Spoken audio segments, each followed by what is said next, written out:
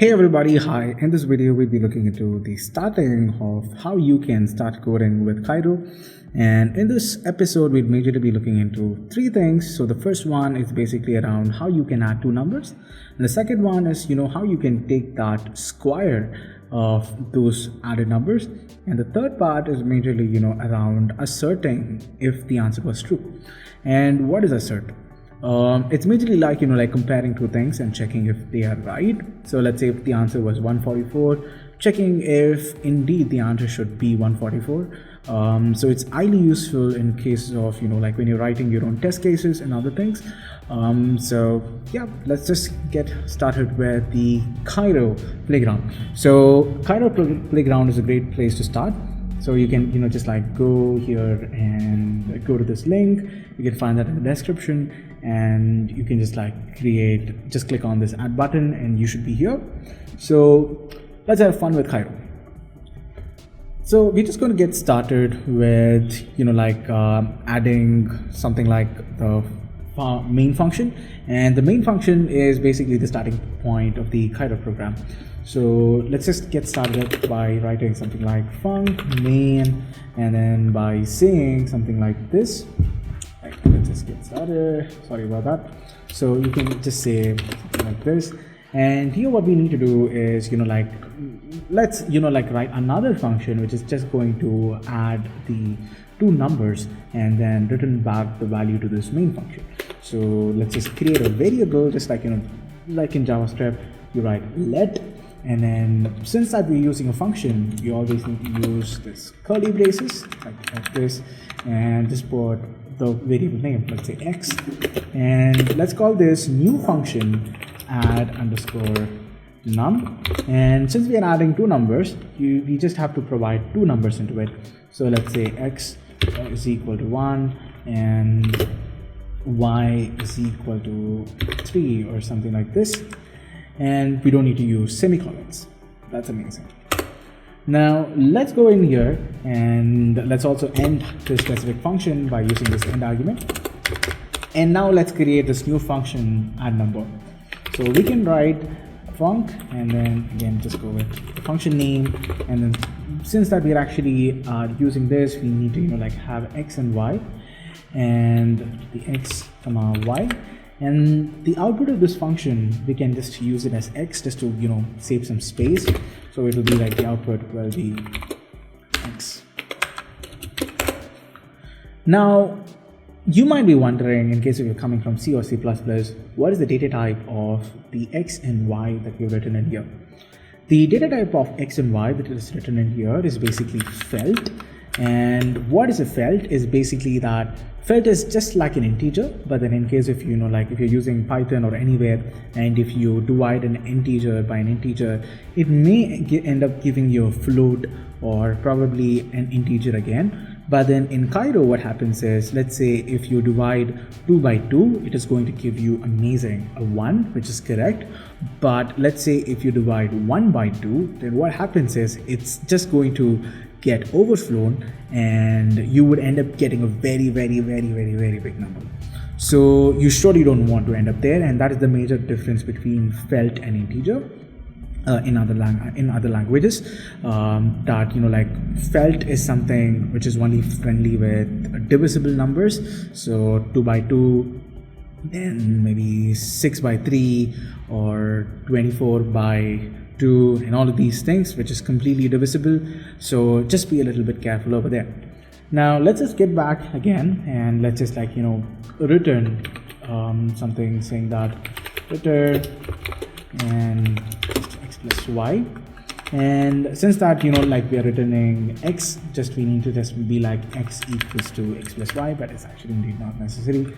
And after this, let's just write an assert function here and just assert indeed that the final answer was indeed maybe 4 or something. So we can say assert x equals to 4, and maybe we can just go about running this. So it's just get expected built-ins. So I don't really think we need any kind of built-ins in here. So yeah, let me just see what mistake I did. Yeah, as you can see, I didn't end the argument. So yeah. And yeah, should end it with the return. So as you can see, the assert worked perfectly and x is indeed 4. But let's say instead of 1,3, which gives us 4, what if in case if it was wrong? So maybe we can just put it as 5,3, which results to 8, but then we are asserting if x equals to 3 to 4 in this case, it gives us an error message saying that 8 is not equal to 4. And just to prove what happens when you divide divisible numbers, it's just showing you what happens here. So if I basically run this thing, you can actually find this huge memory overflow happen, and it will basically give you this big number. So this is basically the division of 5 divided by 3, and this is such a huge number, and this is basically telling that this big number is not equal to 4. So ideally, Cairo came up with this old big number for x 5 divided by 3. So just be a little bit careful when you're dealing with Cairo.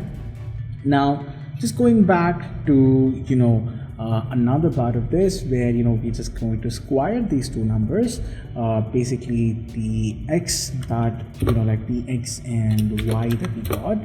So what we need to do here is that instead of returning it over here, we need to call another function which is going to square the two numbers.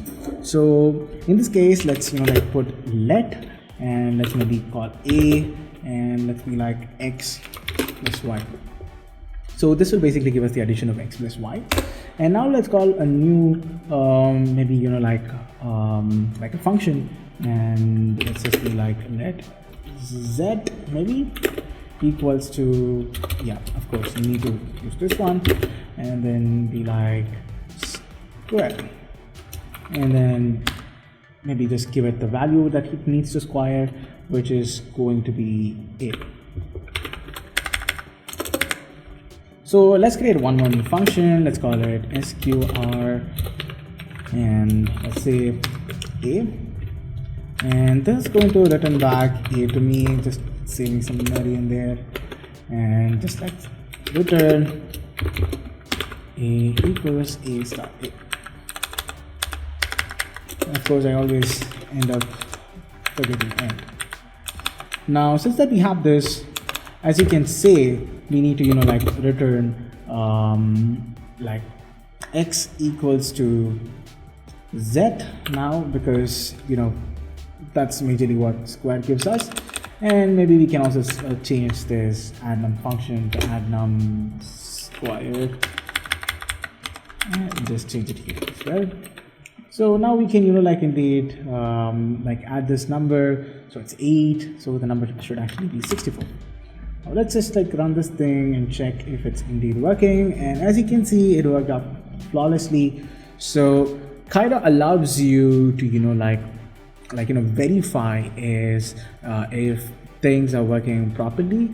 So it's very, very helpful. Maybe on the next tutorial we look into a lot more things like built-ins, directives, and a lot more stuff. So yeah, that's a little about the starting point of Cairo. Would really love to have another session where we talk even much further. Thank you so much. Bye.